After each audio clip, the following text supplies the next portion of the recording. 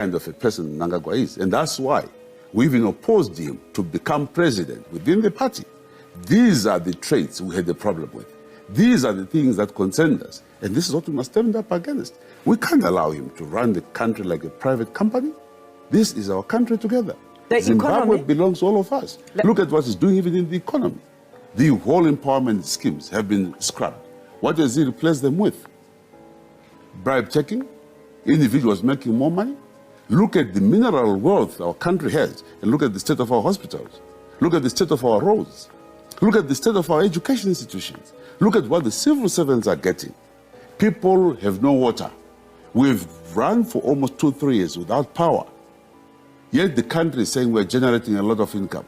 But they are saying it's a legacy of President Mugabe's administration. Mugabe was never in cabinet of. by himself. Mnangagwa says he was with Mugabe for 55 years. I'm for 53 years. So who was longer with the other? I am 53 years old. He says he worked with Mugabe for 55 years. Who's more culpable, me or Emmerson? We have a country where there is hatred. We have deep-seated grievances against each other. And it's essential that now we proceed to look at things that are much more important. Now, if you come up with a patriotic bill which seeks to gag people from talking, what freedoms are you talking about? I don't subscribe to that. Government is saying it's because people are mobilizing outside the country, working with foreign forces. There are Do you more agree? important issues to deal with. Let's amend the Mines and Minerals Act to give our people a greater play in their resources. Let's look at the Banking Act to ensure that our people can have access to resources. There are other areas that surely, if we focus on, we don't have to waste time talking about the patriotic bill. How do you legislate for people to speak in your favor every time? I know, yes, that we've had cases which has brought us to where we are, the sanctions. Colleagues had to go outside the country because at times we failed to manage our own internal differences. But at that time, you defended the then government when they were critical of people who were campaigning for targeted sanctions. Of course, sanctions are unacceptable. Let's put it very clearly. I don't accept sanctions because they bring greater suffering to our people, and this is what has happened in Zimbabwe. But what we are saying is, what is the solution?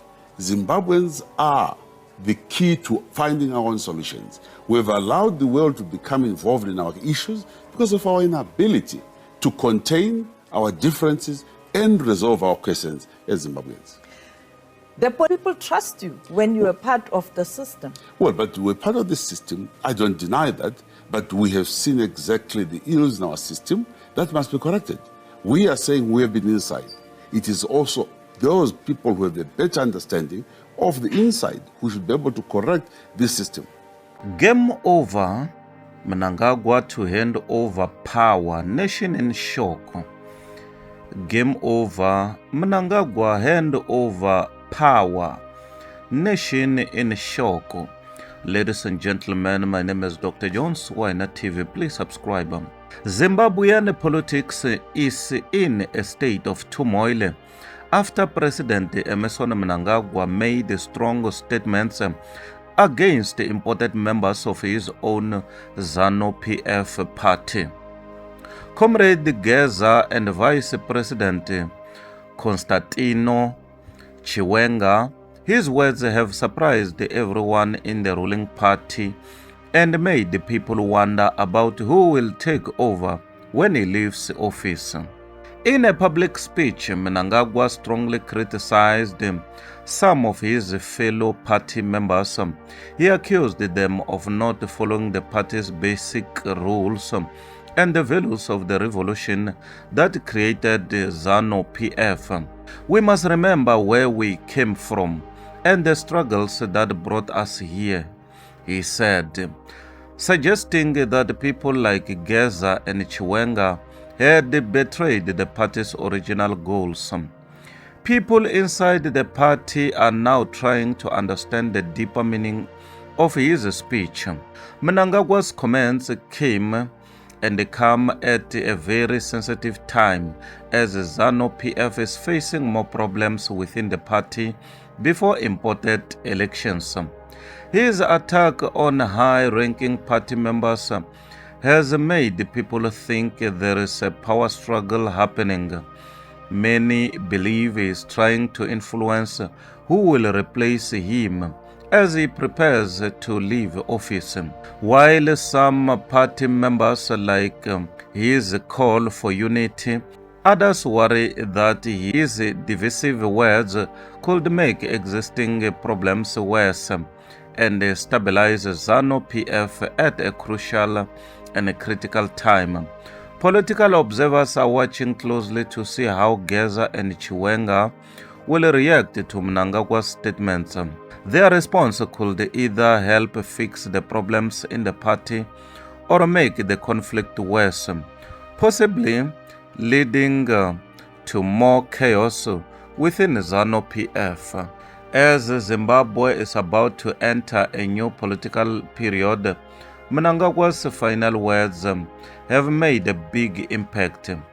It's unclear whether his statements will help strengthen party discipline or make the internal fights worse.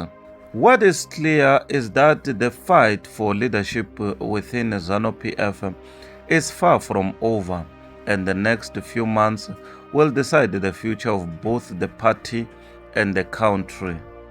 President Mnangagwa has announced who will take over his office from next month. President Emmerson Mnangagwa will spend his month-long annual leave within Zimbabwe, as confirmed by his spokesperson, George Charamba. This decision highlights his commitment to remaining in the country during his break, a practice he has followed in previous years. During his absence, Vice Presidents Kembo Mohadi and Constantino Chiwenga will take turns serving as acting president to ensure the continuity of governance. Charamba emphasized that his arrangement follows established government protocols designed to maintain stability and effective leadership during the president's leave. Vice President Mohadi will first assume the role overseeing executive functions and ensuring government operations continue smoothly. After his tenure, Vice President Chiwenga will take over, continuing to implement the administration's agenda and addressing national issues as needed.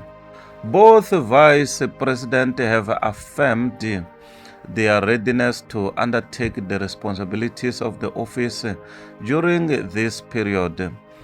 Their temporary leadership aims to uphold seamless governance and manage any pressing matters that may arise while President Mnangagwa is on leave. By choosing to remain in Zimbabwe during his leave, President Mnangagwa demonstrates his commitment to staying connected with national affairs. His spokesperson reiterated that he remains accessible should any critical state matters require his attention. His structured rotational leadership ensures the smooth operation of executive functions, reinforcing the government's commitment to stability and effective administration, even in the president's temporary absence. Ladies and gentlemen, my name is Dr. Jones, Wina TV. Please subscribe. Bye for now. Till we meet again next time. Subscribe. Ladies and gentlemen, my name is Dr. Jones, Wina TV. Please subscribe. Bye for now. Till we meet again next time. Subscribe. Please don't forget to like and to comment. Thank you very much. Dr. Jones, Wina TV. Goodbye till we meet again next time. Subscribe.